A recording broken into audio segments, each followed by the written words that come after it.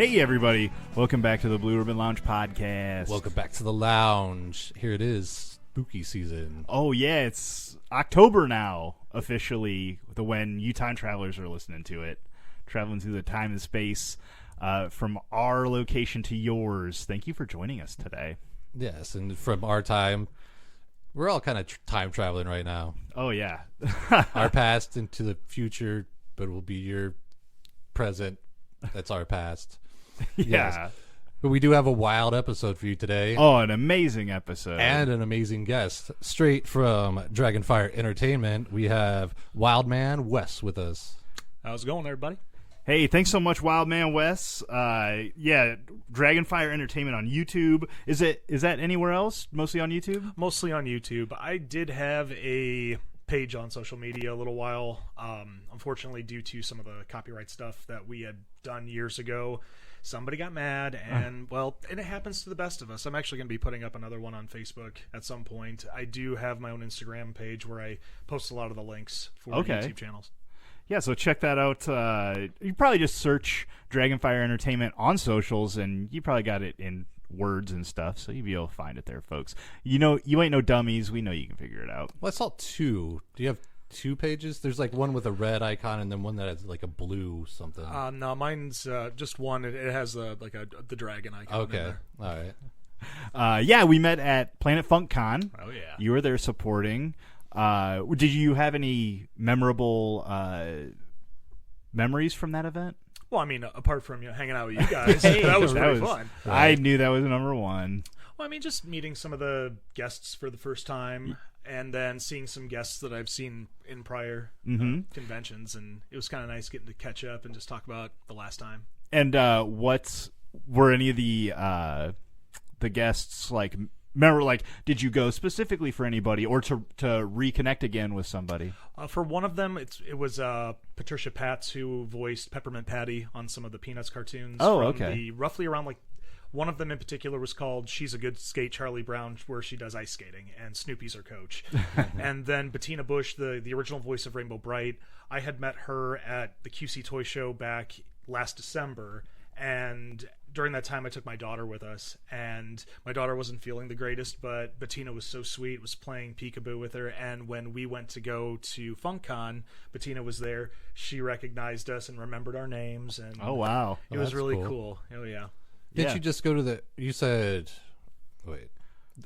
Toy Fest, Toy Con? Yes, there's another one in the area called QC Toy Show. Usually there's one in December and then one at the beginning of August. There was actually one recently. Yeah. And you actually got to help out with that one, didn't you? Mm-hmm. I actually got to film the the Q&A panels, and then also just do a highlight reel for them to do some showcasing for their social media. Oh, that's pretty cool, man. And then just a little bit about your. Well, okay. So first of all, the Planet Funk Con. Wildman gave us like the best Macho Man intro ever. Yes, it was fantastic. Totally riffed off the top of your head. I was like, "Geez, Louise, this guy's got it." You want me to make you do some editing?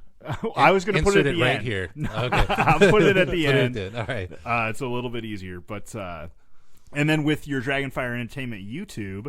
You have an intro with the internet Skeletor. Yeah, I normally do that during my What's Your Poison beer review episodes. Okay. And then for my Game Central station for video game, I do an intro of Daniel Pacina, who was the motion capture Johnny Cage for Mortal Kombat 1 and 2. Oh, okay. I guess maybe I hadn't come across that one enough. I haven't done those in a while. I've actually brought him back recently. Yeah, I saw something where you were doing like Viewer's Choice or something like that? Yeah, I hadn't done that in a long time. The last time I did the Viewer's Choice was back in 2020 during the whole pandemic. Okay. And I was sitting around with nothing better to do while I was off work. So I was like, yeah, I might as well play some video games to pass the time.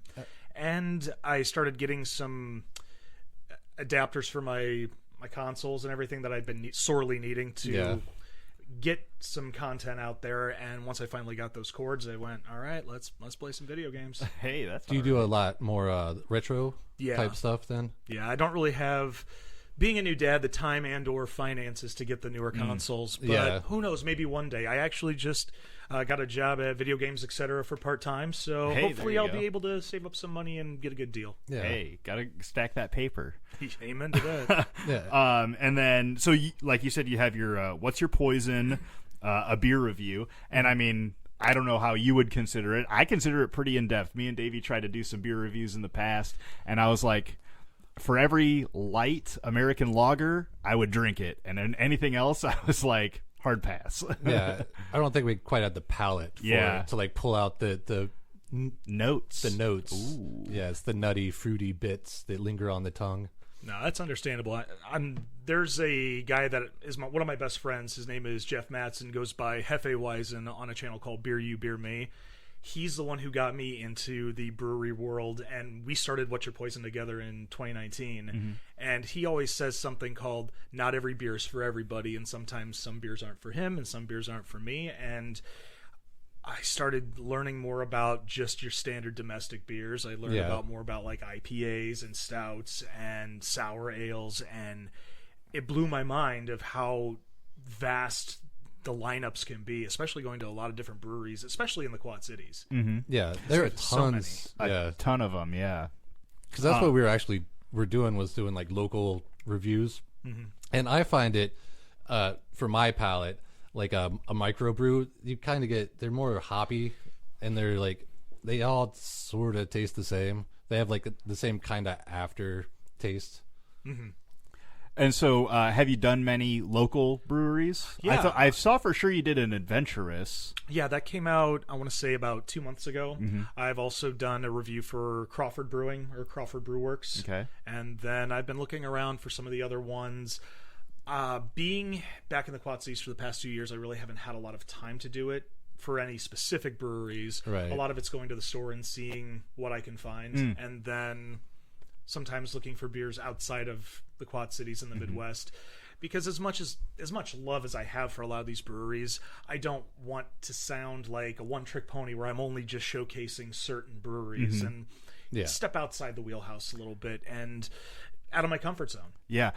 Recently, I saw you did like a beer battle type Yes, thing. that actually came out, just dropped today. Oh, okay.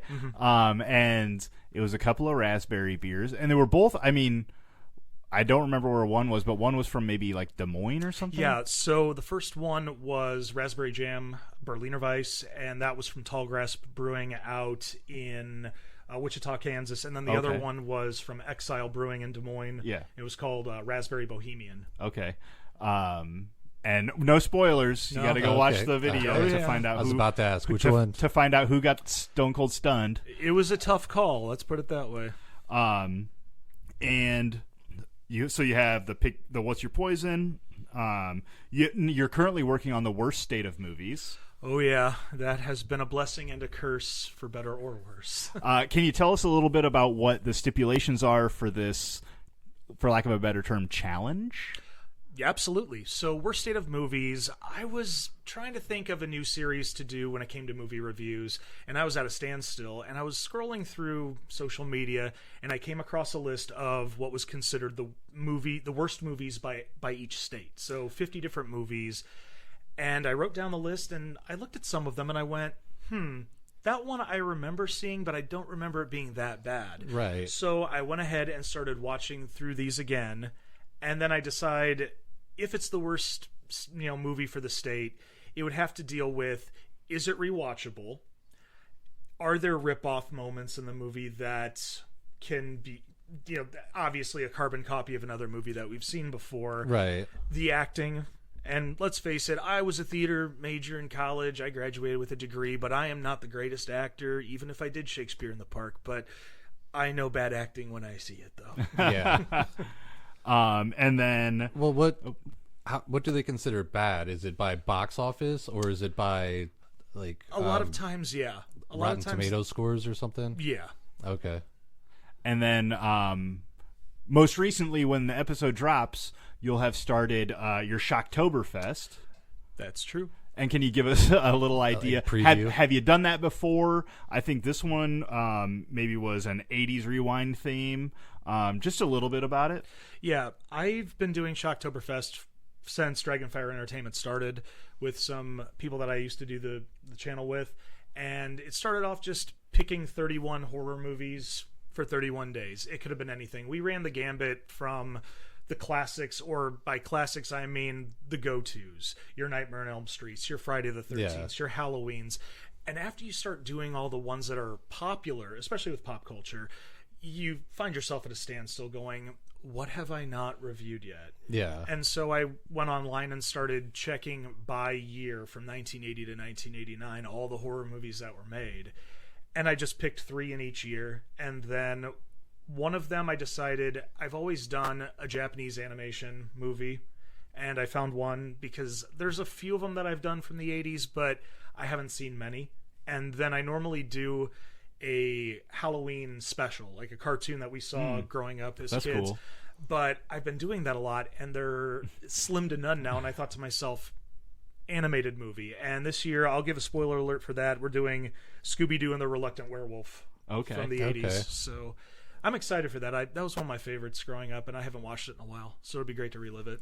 I haven't seen that one. What's the one that they always talk about, Zombie Island or something like that? Yeah, that one came out, I want to say, in the early 2000s. Yeah, and they always say that's a good like Scooby-Doo movie to watch around Halloween. No, and I agree, because that one definitely got darker from the content from the more kid-friendly versions of the series, because if my mind serves me right, I think a character actually dies in that one. I could be wrong. It's been a while, so all the listeners out there, if I was wrong, hey, call me out on it. I'm okay. Yeah, put it down in the comments. Yeah, and we like to say, this is kind of an armchair podcast where a lot of times it's a jumping off point for the listeners. The true believers understand that. So, if you get something wrong, no big deal. Nothing here is ever set in stone. It's a lot of opinion, and we're just here to have a little fun. Before we I'd like to deep dive into this, but before we get too far in, we have a sponsor. Dave, who's our sponsor? It is Dead to Me Collective by Winwood Farms. Yeah, and we met these guys at FunkCon, and they were nice enough to hook us up with some tea. What's this one called? This one is Curiouser and Curiouser. It's a very Alice in Wonderland themed. Yeah, and it's like got these flower buds in it that turn the thing blue. Yeah, it's all brewed up here. It's all blued up, and that would be the butterfly pea flower. Okay, and then we put a splash of lemon in it, and then that is supposed to do something crazy. So we're gonna do that right now. Yes, it says, add a splash of lemon juice and watch as the colors dance and shift before your eyes. Embrace the magic in each sip as the vibrant hues unfold. It's definitely turning a lot more purple now. Yeah. That's pretty good. It looks very witchy, like a witchy's brew. Oh, for sure. Especially with that color change. So we'll just pour a little bit of this out. I've been excited to try this, but I didn't want to do it without Davey. Yeah, it's peach, that butterfly pea flower, and tropical fruit. And when I sniffed the bag earlier, it smelled very peachy, like kind of like a freeze dried, or even just what do they call it? Dehumidified. Yeah, so we just got a little hit in there for everybody. Well, and you know what? I just sprang this on Wildman, so no big deal if you don't want to try it. I know some things are for some people and some aren't. Yep. It smells really good. It smells peach. It's very peachy. Almost smells like the gummy peach. Yeah, Gummy. yeah. Oh yeah, I was thinking. I guess because it's warm, I was thinking more like oatmeal, like peach oatmeal. Oh, okay. yeah. All right, well, here we go. That's very fruity. Yeah, it is very peach for a peach tea. forward. Yeah, Yeah, it's good. It's I feel like a very like medium body for a tea. It's not very heavy, but and I tried to put a bunch in there because I was like, I'm gonna drink the fuck out of this tea. But that's good. yeah. It's almost floral. I Yeah, guess. yeah. Kind of light. It does taste like you're drinking potpourri or something. It definitely mellows out on the back end of the mouthfeel. Mm-hmm. Yeah, very very tongue forward type thing. Yeah. And I feel like most teas you get are very like earthy, you know. Yeah. Obviously, because like you have a The lot tea of root and leaves and stuff, stuff. and leaves in there and stuff. But with that peach in there, whew, this is a great one. Yeah, it's almost. I would think it for like an early spring morning when it's still a little chilly. Oh yeah, a little dew on the ground. Yeah, it's not very October-y, but Yeah. So shout out to the Curious and Curiouser tea from Dead to Me Collective. Dead to Me Collective. And I was talking to the guy. His name is Tobin. Tobin. I don't remember his wife's name. But that's okay. I just talked to Tobin. Yeah. Which is isn't that the guy from Saw? Tobin Bell. Man, I haven't watched Saw Jigsaw. in forever. I mean, it sounds about right, but Saw, that series, I wouldn't say that I didn't like it. It didn't affect me the way other series have affected me in the past. I get that too. The first one to me just seemed like a 7 knockoff ish, and that's why it's like the we have 7 at home kind of thing, like the Temu 7, and so I never really got into the series. As kind of like you were saying, it's more like that, almost like the Hostel movies, where it's more about the torture, the kills than the actual story. No, I got you. I mean, if you think about, there's a horror movie that came out. I'm trying to think, about 10 years. In the last 10 years, it was called Would You Rather. Oh, I And saw that. I thought it was pretty good. I would say Saw is like the midpoint. So if you think if 7 came out in late 90s, and then you had Saw, and then Would You Rather, Saw's kind of the blend between the two of those. Yeah. Well, Would You Rather, is that where they're sitting around the table? Yeah. And they gotta like draw cards or something like that? Yeah, would you rather do one thing or the other? And eventually, regardless of what you do, either you deal with some form of physical, if not fatal pain, or somebody else does. Yeah. And it gets gruesomer and gruesomer by the minute. Yeah. A good movie. So thanks a lot to those guys for hooking us up with some teas. We have a nighttime tea, which we probably won't be trying on the podcast. Oh yeah, Dave's got to sleepy drive time home. tea. Yeah, but I've been using it a lot, and it's pretty good. I don't have it in front of me, but and then there's a third one we have. I look forward to trying that one as well. So what do you think, Dave? What do we want to grill Wildman about first? Some movies, some beer reviews. Well, we kind of got him here to talk about 31 Nights of Halloween, or like 31 movies in 31 days. Okay. And I was looking it up, and it actually, the 31 Nights of Halloween was coined by ABC Family back in 1998. I think they're called Freeform now. Like they changed monikers or whatever. Yeah, we fear change. Yeah, but they were also they started the annual movie marathon, which popularized the idea of a month-long celebration of Halloween. And I just thought that was weird that it was ABC Family, so I'm sure it was a lot like Hocus Pocus and Halloween Town and movies like that they were probably actually playing. Yeah, usually they have. Sometimes they will do movies like Beetlejuice, or movies that are roughly PG-13 that they can get away with some content, but sometimes, obviously, you're going to have to censor a few things. Yeah. Yeah, especially going from the big screen to the little screen, between commercial cuts and time lengths and things like that. Things get cut out, and generally, I would imagine it'd be the more risque things, especially on an ABC Family. Right. A lot of times, especially in the 80s and 90s, if you were to see a horror movie, even though edited for TV, you would see it on something like Up All Night on USA Network. Right. Things like that. That's where I got introduced to a lot of horror movies. Same here. Or, what was it? TNT? Yes, TNT, Monster Fest. Yeah, Joe Bob Briggs. So this Shocktoberfest for the 80s, you talked about wanting to find some specific things like your anime and then your animated one. What do you look for in a horror movie outside of those stipulations? A lot of times, when it comes to Shocktoberfest, apart from wanting to have one anime and one just standard like American animated cartoon, I look for possibly a sequel if I haven't done it in another series. And then sometimes I look for ones that are considered the sleeper fan favorites.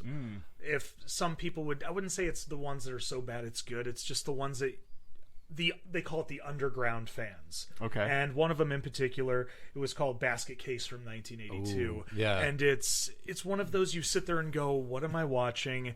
And why can't I look away?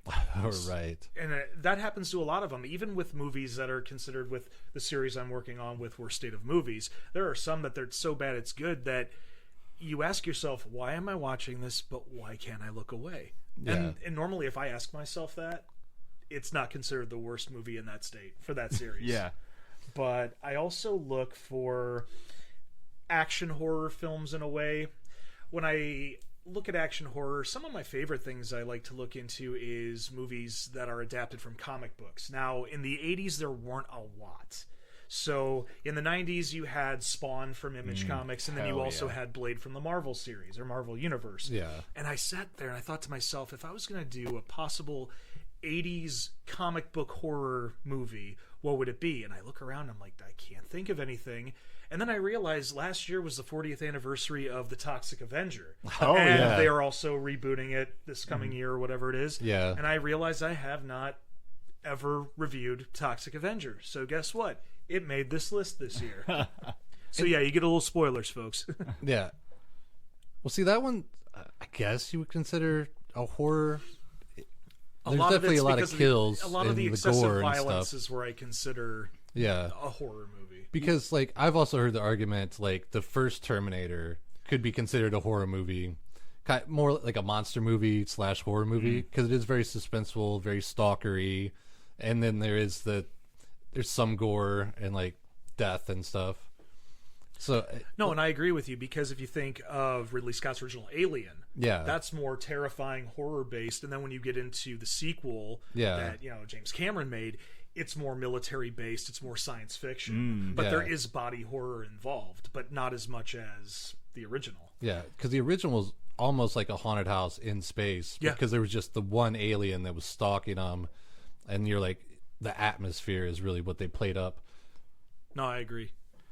So do you think horror, just from like the sounds of it, and I like horror movies, I just mostly started getting into them with my wife, so I didn't watch them a lot as a kid. I watched Akira when I was like 8 or something like that, and it scarred me for life. And Puppet Master was not close behind that. Now, the quick question about Akira, did you watch it the legit one, or did you watch it when it was on Sci-Fi Channel, like on Saturday Morning Anime?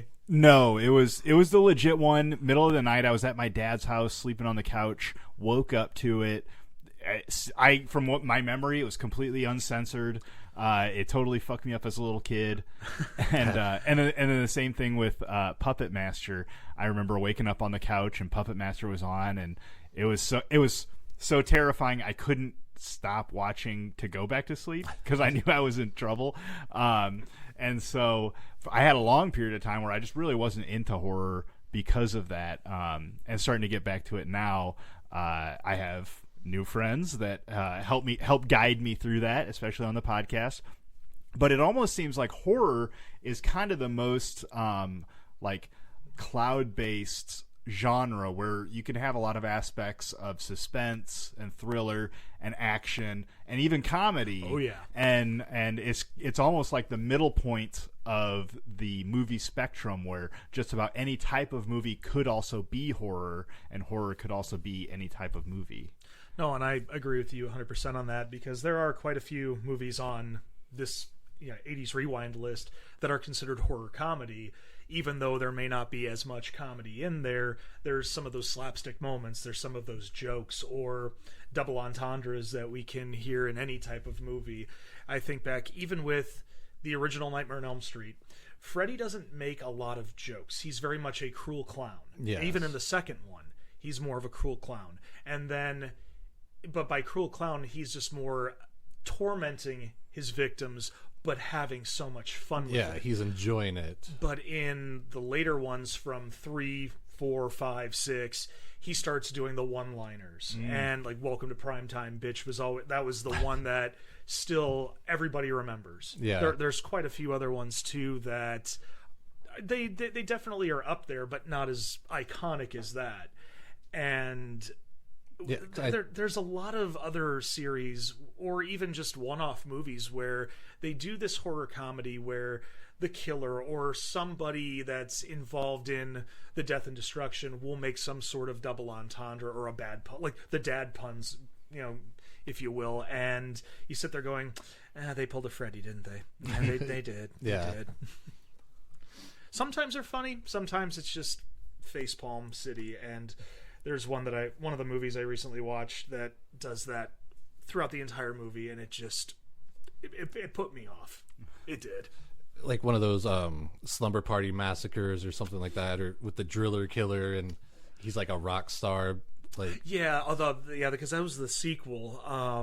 The first one, there's not a lot of the bad tongue-in-cheeks in there, but there's enough in there where you can kind of go, I see what you did there. Okay, those are those types of movies where they don't take themselves too seriously. Yeah. Now, when you have movies that take themselves seriously but make those bad jokes, that's when you step into that. Am I going to watch the rest of this? Yeah. One in particular that I reviewed last year, and I'm surprised my wife didn't divorce me for it, was Troll 2. That is they consider it one of the worst movies of all time. It rivals The Room. So yeah, I think Tommy Wiseau probably would be happy knowing that Troll 2 is worse than The Room. Yeah, that's one that I've seen plenty of reviews on, but I've never watched myself. And so was Troll 1 a decent movie, or oh boy, I'm probably going to get a lot of grief for this one. Troll 1 is not a great movie, but it's not the worst movie I've seen in my life. It's no Troll 2. It's no Troll 2. Exactly. No, you make a valid point on that. I agree. Yeah. But I was, because like I usually do like a 31 days of Halloween, and like 2 years ago I made like a list of ones I wanted to watch, but I felt like it was kind of too constricting almost. Okay. So then the next year I just was finding movies I could watch for free, like on Tubi or Pluto or the different free sites. Yeah, that's where I got most of my lists. Yeah. And that was more fun to just like pick a movie as I went instead of just trying to hit all the movies. Like, because if I see a review or I see something, I'll write it down and be like, I'll try to incorporate that in, but not be like, oh, that's on the third that I have to watch that. I'd rather just kind of have it flow, because sometimes, if there's kids around, then I'll watch a kids, horror movie-ish, Halloween type thing. Or if my old lady wants to watch it, then I'll watch more of like the classics, Michael Myers, Freddy, something like that. But then if it's just me, I can watch like an avant-garde type, slow burn, like David Lynch or something like that, where I can just enjoy it. And this year I found like where they just give you prompts and you try to add to it.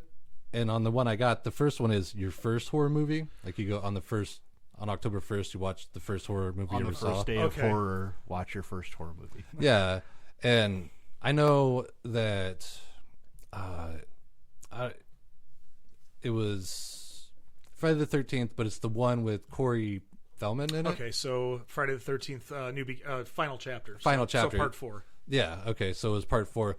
But then I got to think about it. Before that, the movie that I saw that gave me nightmares the most was Gremlins. You and my wife are definitely in agreement on that one. And I was trying to think, is that considered a horror movie? I mean, it's kind of like a monster movie, like the old style, like, monster, then the guys have to fight it. But it's also kind of horror.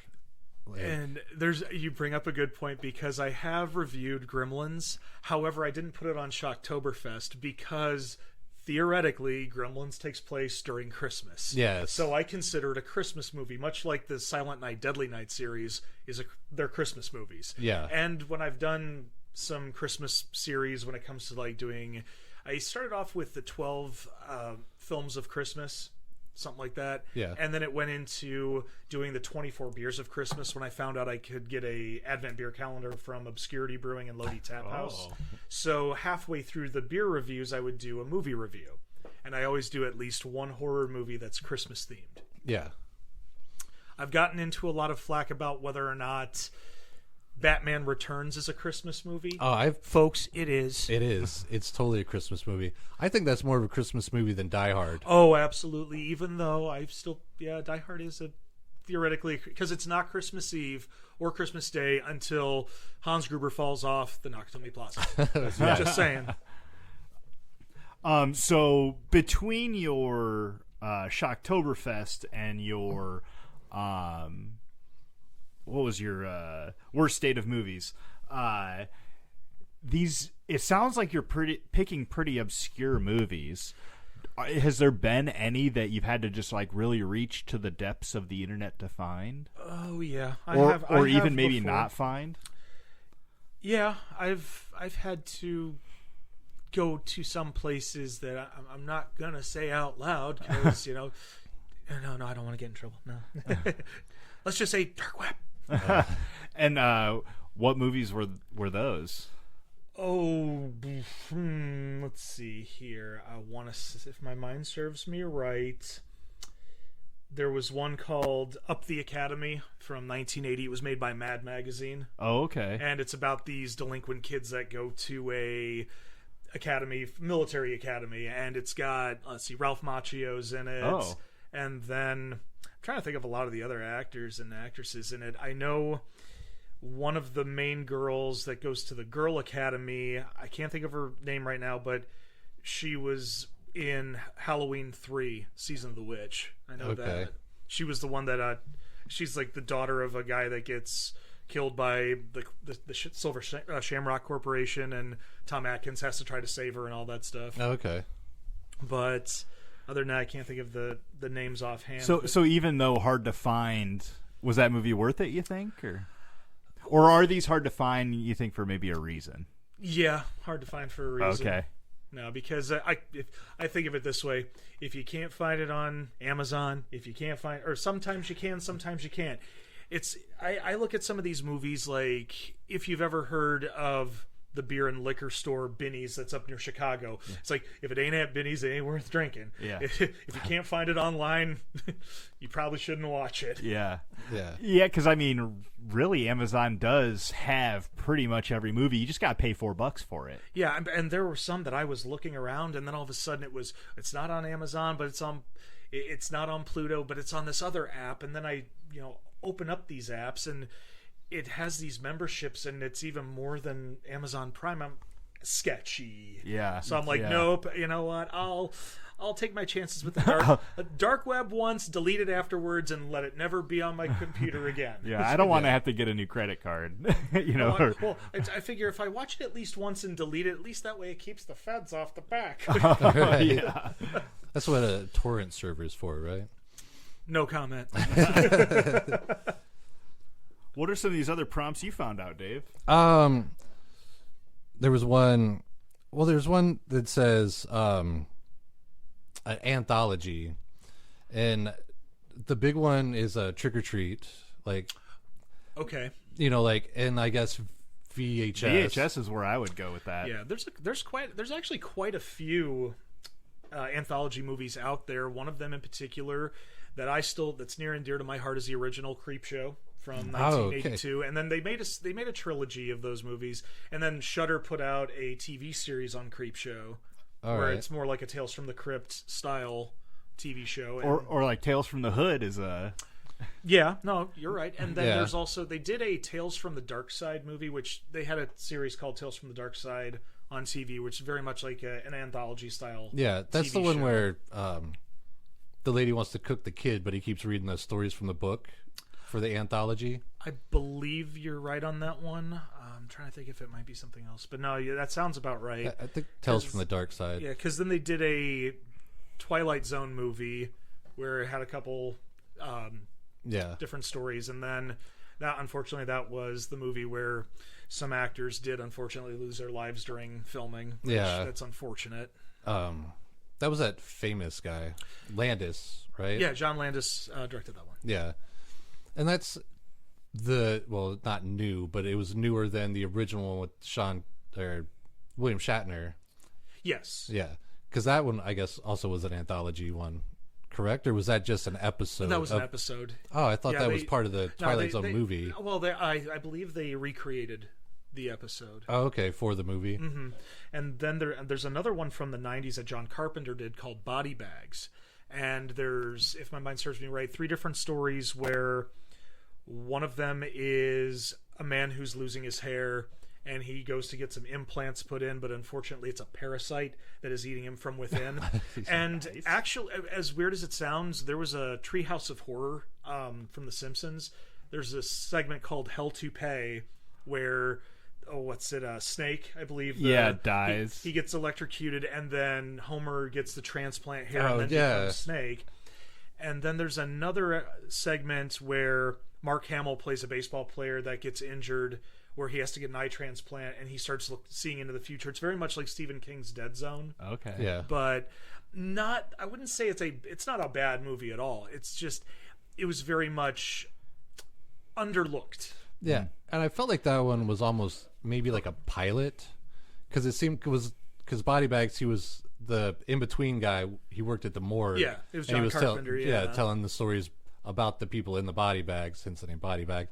But it almost had like a Tales from the Crypt feel to it, because it was around the same time, and just how he was talking directly to the camera or to you, the viewer, kind of made it feel a little Tales from the Crypty, but Oh yeah.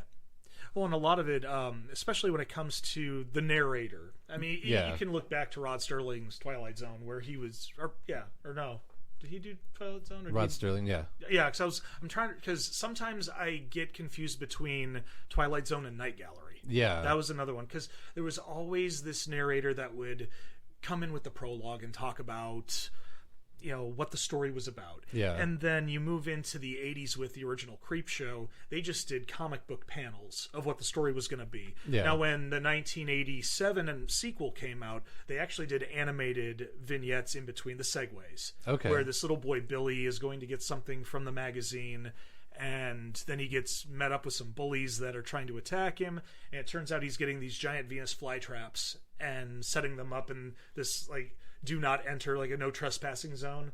He corners the bullies into this little location. These big giant fly traps come up and eat the bullies. Yeah. Tight. Yeah, and I feel like that also influenced even just regular TV shows. Oh yeah. Like Unsolved Mysteries. Because I don't remember the guy's name. Stack. Robert Stack. Robert Stack, yeah, because he would do a little intro to each story, and then there was that one with I'm bad with names, but it was Riker from Next Generation. Oh, Jonathan. Oh man, because the Riker puns, the Riker memes. I Yeah, love the those. ones where it's like, oh, me at a party, and it's like, have you ever climbed a ladder? Or Yeah, I'm drawing a blank. So it's like Jonathan Frakes? Jonathan Frakes. okay, I knew it was some odd last name, but I'm glad you brought up Robert Stack, because all I'll never think of is basketball. It's like, update, we still have no idea where this guy fucking is. And so you made it sound like you really dove deep to pick a lot of these. Are there any true classics on the list? Well, looking on here, I would say true classics. The Gate is probably going to be on there.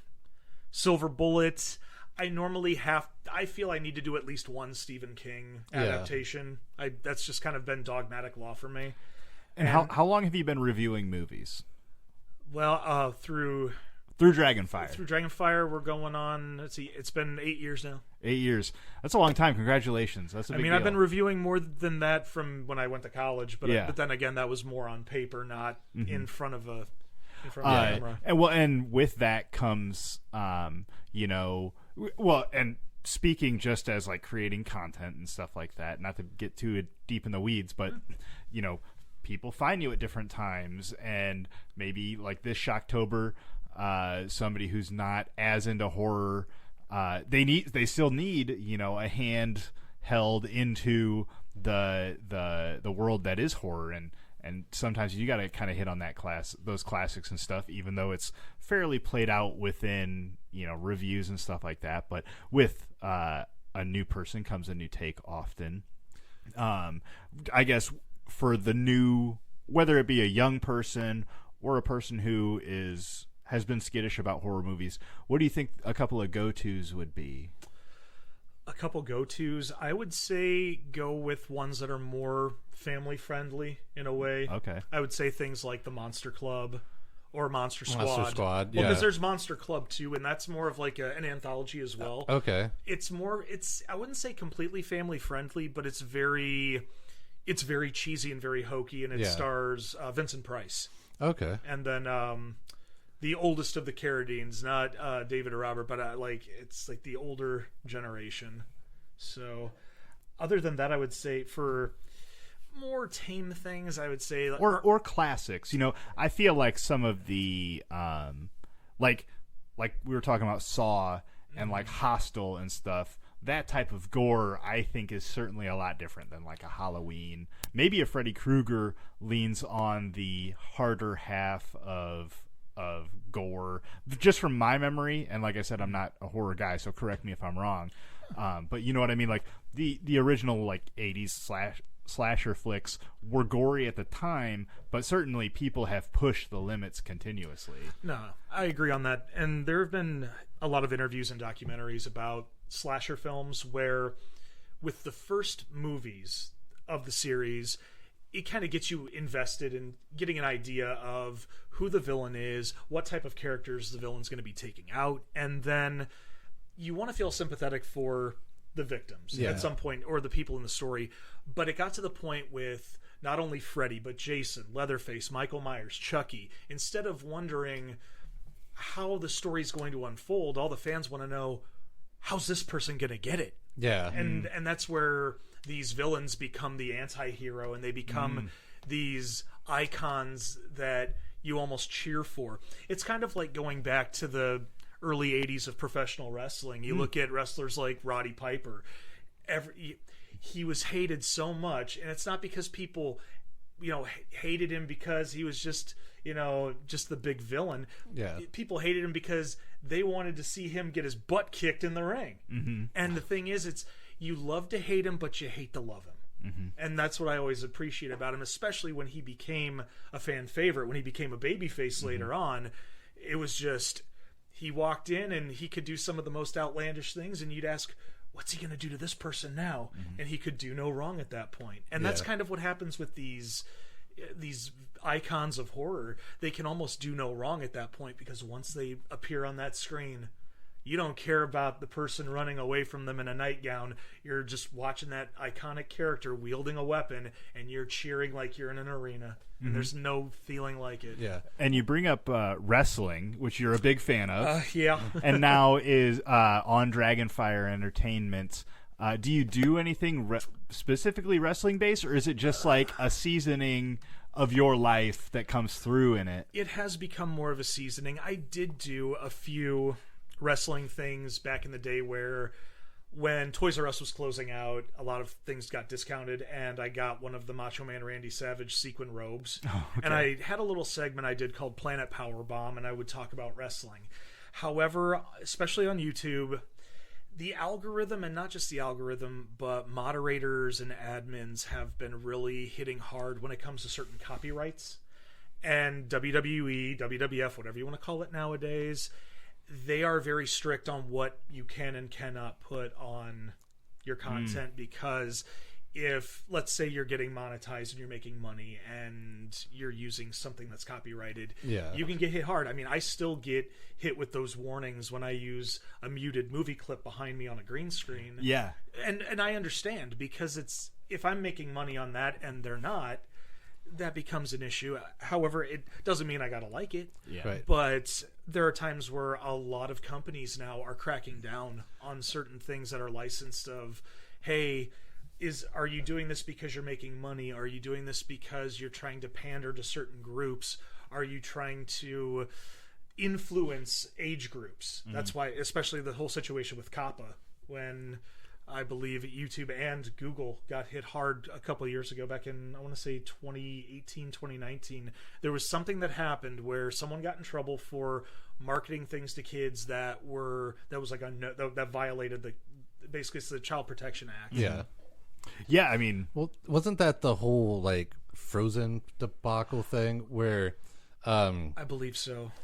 because you could make content that YouTube would think was kids content, Right. and when your kid's in front of it and they just have autoplay, the next thing you know it's Elsa, but then she's pregnant and then Spider-Man's there, Yep. and it's like some weird fucking cartoon, but then they would just change the characters but then still get it played over and over again, because if you're a kid or a parent and you're a lazy one and you just look over their shoulder and you're like, oh, it's Elsa, and you go about your day, you're not knowing really what's going on there. yeah, I feel like AI is going to get that pretty soon.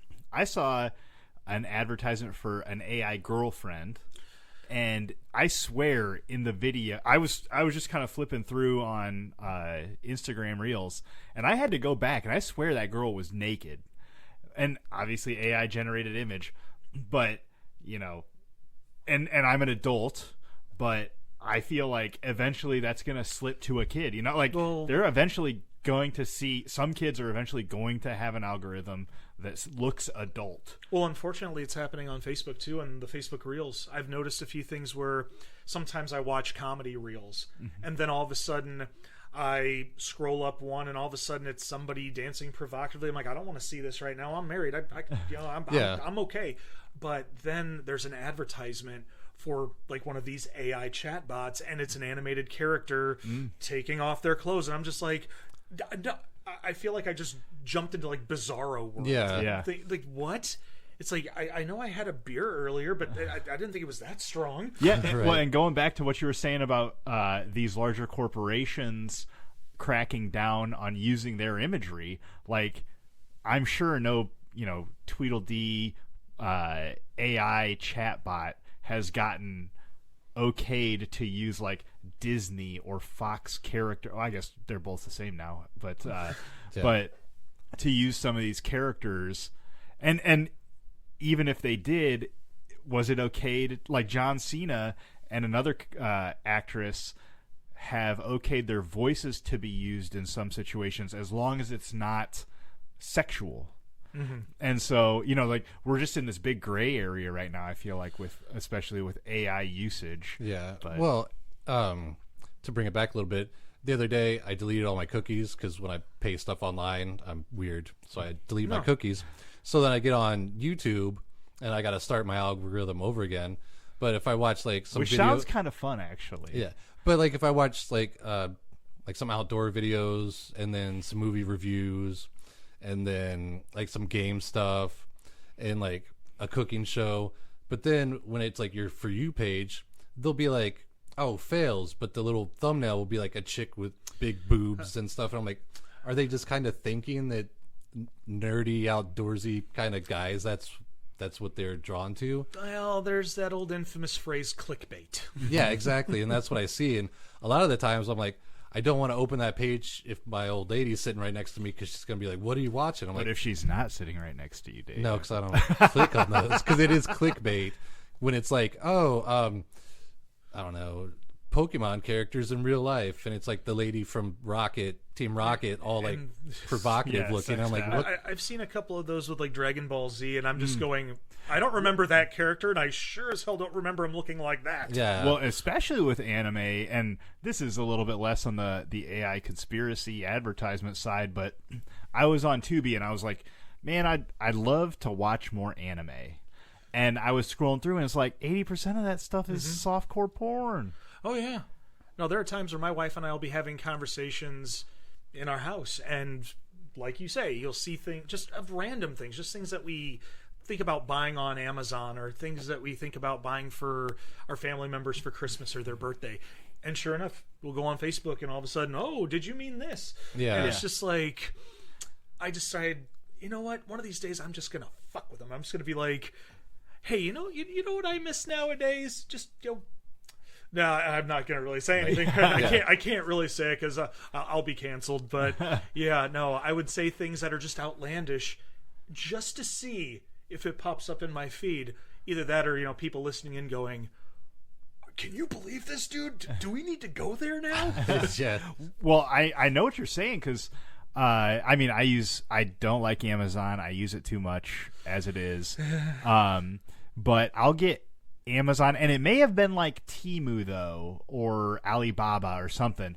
But in this advertisement, it was like a carousel thing where you can look at different products within the Amazon. And one was like a sex toy, and then the next one was like socks with swastikas on it. And I'm like, come on, I live fairly liberally. There's no way the algorithm thinks I'm a Nazi. And it could have been maybe the opposite direction. I don't know too much about that, but come on, Temu, like you got to figure out. Except unless those are selling to white men, which in this state of economy, who knows? No, and unfortunately, when I have gone on things like Tubi and whatnot to review some of the movies for Shocktoberfest or Worst State of Movies, like you mentioned, sometimes these things come up where it's obviously something that was used, decades ago that aren't necessarily looked highly upon, and in these movies, some of those characters exist, and all of a sudden I see these in my searches or my feed and go, I do no, that is far, not at all. Well, and maybe that's something to be said about your algorithm might be kind of wild with looking for these, very niche movies that. Who knows the type of people that normally go out of their way to watch them and what their next watch would be. That would be an interesting concept. Yeah, no, I try to find some of the most outlandish things once in a while. Yeah. And a lot of it's not necessarily for shock value. It's a lot for me. I get tired of the same old.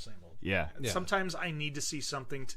We all live in a society now where it's very hard to get out of our comfort zones. Yeah. Because we're so used to things being the way we want it to. And especially with social media, when we are talking to each other and scrolling through our feed, we see the things we like. Yeah. And sometimes it's nice to have something different to go, maybe I should think differently. Yeah.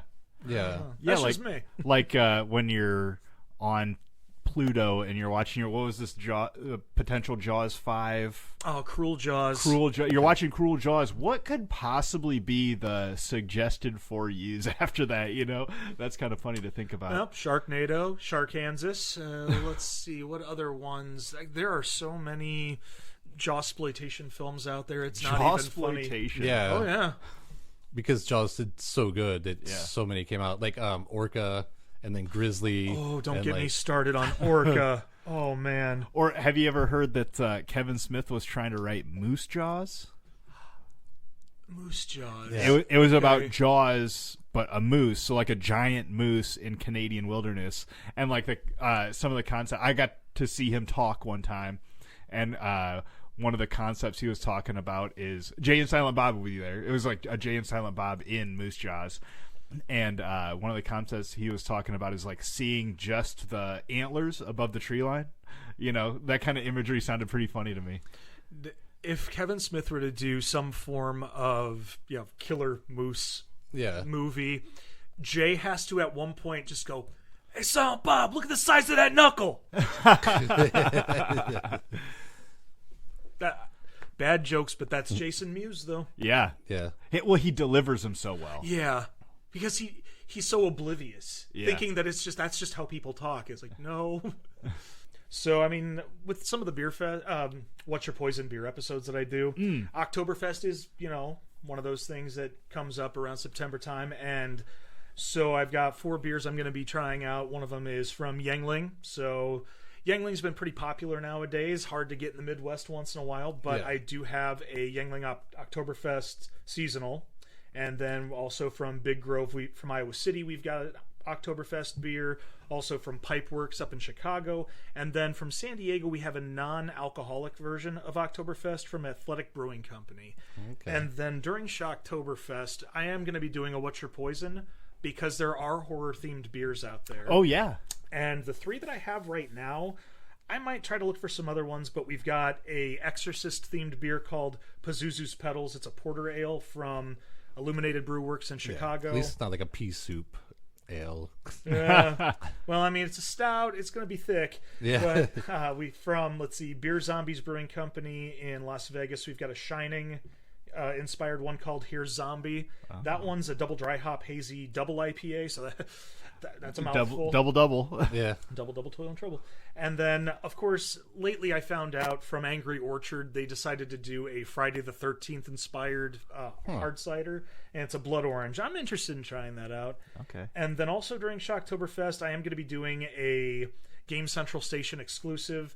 There was a game that was, I believe, on Stream, if not Switch, that was an exclusive from Spirit Halloween called Haunted Halloween 86.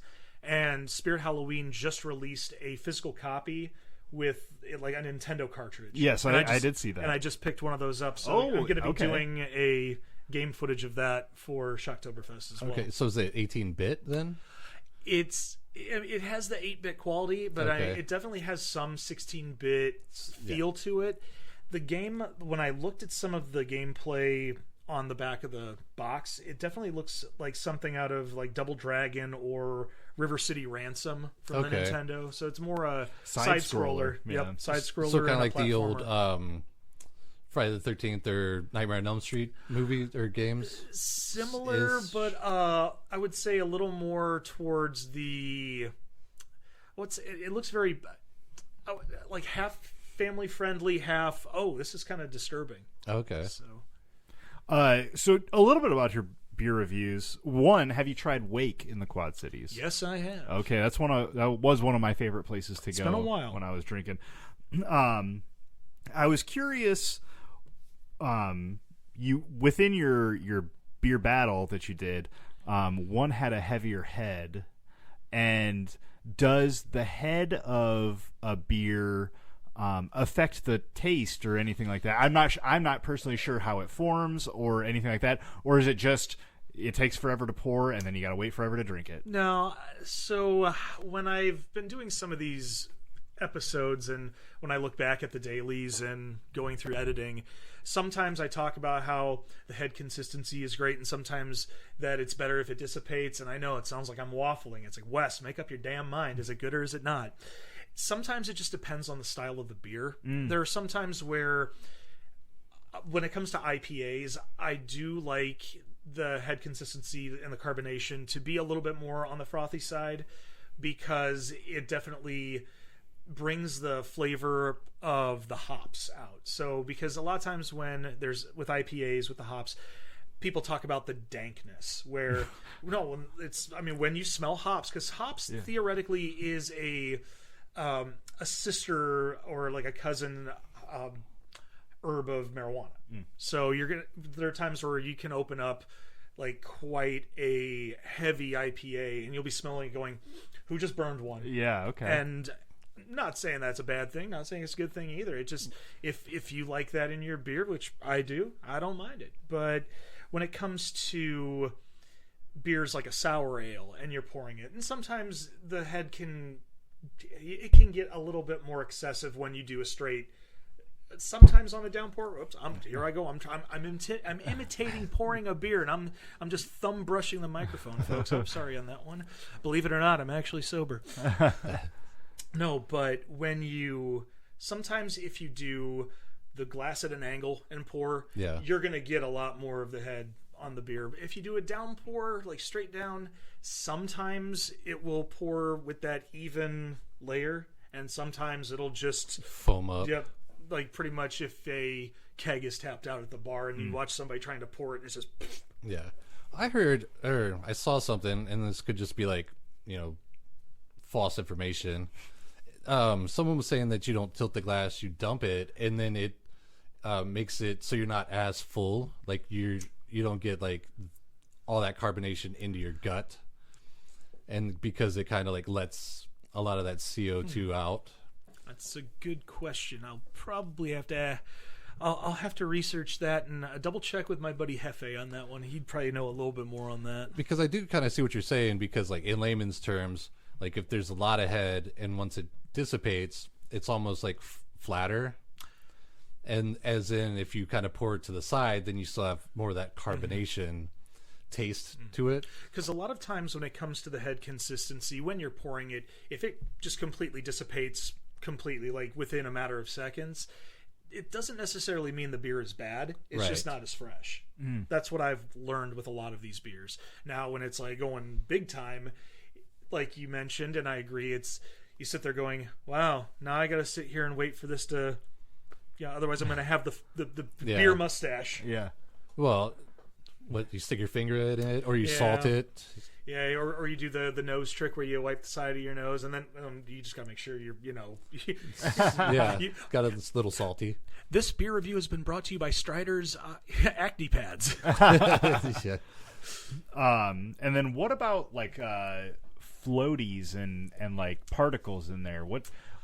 So for What's your take on sediments, that? a lot of times when it comes to fruited ales, you're going to get some sediments once in a while. Now, if it's a beer that doesn't necessarily have like fruit in there, but like I had an IPA that I had had a couple cans of, and I was excited about it. Oh, this is probably about 2 years ago. And I'm drawing a blank on the brewery that made them, but they did a Voltron-inspired IPA tight. set. They only did 2 that I remember. I didn't see Volume 3, but I had a Volume 2, and I was excited because it had mango and guava in it. However, I unfortunately left it in my fridge for a long time and didn't realize it. And when I opened it up and started pouring it, I saw these chunks of sediments, and it went bad. Ooh. So a lot of times, folks, if you buy beer, you make sure you drink it as quick as possible, because that happens. Especially if it's one you really enjoy and you can't wait to drink it again. You're in for a bad time. Yeah, but like you said, some beers have floaties because there's a beer, Cooper's, which is an Australian beer. Because I knew a guy from Australia, and he was saying, like, little side tangent, Foster's is not really a big thing in Australia. Their big thing, like their Budweiser, is more Cooper's. Okay. And that had like sediments where you would pop it and then stick your thumb over it and turn it upside down and let them kind of mix in there instead of just being settled at the bottom. Yeah, usually I can't remember if I've had anything Cooper's before, but it does sound similar to what's known as like a farmhouse funk ale, where the the friars would put netting up above their brewing outside, and it would collect a lot of sediments and whatnot, like very earthy, and you get this farmhouse funk. And sometimes there's sediments in there, but it's mostly like the fruit that's in those ales. Okay. And when you take a sip, you're going to sit there going, man, did this go bad? It's like, no, it's just naturally brewed outside. It's not out like in a tank in a building. It's this is straight up in That's nature. Cool. I do have one question, because there is a viewer's choice coming up on Game Central Station. Okay. I haven't played my Sega Saturn console in a while, and much less have I played fighting games in a while. And I've got 2 of them, and I've had some people voting, and I think we need to get some more people voting on this, and I figure you 2 will definitely help me out on that. Because you play fighting games, right, gentlemen? Oh, yeah. All right, good. So the ones that I have are Darkstalkers 3 from Capcom, and then Sega's original Virtua Fighter. Ooh. I wanted to do the unsung fighting games for this episode. Yeah. Okay. I think normally in a situation I would lean a Capcom, but Virtua Fighter I feel like I've heard so many good things about that I think that's going to have to take it for me. Virtual Fighter. If I remember, because for some reason I was thinking Pit Fighter, and that one is just horrible. That one came out by Atari, and some of the people from Midway were working on that. Yeah. But Virtual Fighter, I believe, kind of is like to me, in my brain anyway, like a precursor to like Tekken. Yes. So I would probably lean towards Virtual Fighter myself. All right, so Virtua Fighter. Yeah. Oh boy, so Darkstalkers, you have quite the competition before voting ends. Yeah, and hey, feel free to leave a comment. We'll pass anything on to Wes in the comments below. Thanks so much for being here, buddy. Hey, thanks for having me, man. Yeah, this was awesome. Yeah, this was fun. Yeah, I know. Go check out Dragonfire Entertainment. You'll see his pretty face. We are not brave enough to do video, but you do a great job, man. It looks good. It sounds good. You're doing a lot of stuff over there, and thanks for taking the time to come on. Yeah. Thanks for having me again. Yeah. And hey, everybody out there, make sure you're drinking lots of water, lots of tea, and being good to yourselves. Yes, and remember... Hey! Stop! I could have dropped my croissant.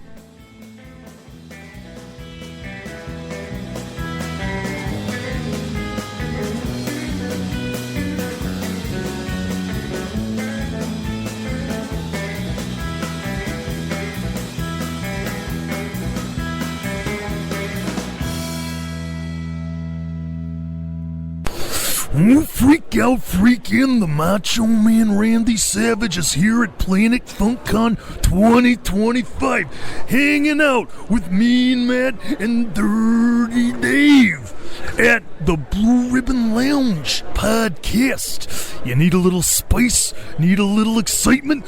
Go to their podcast, hit that subscribe button, and don't forget to snap into a Slim Jim. Oh, yeah! Dig it!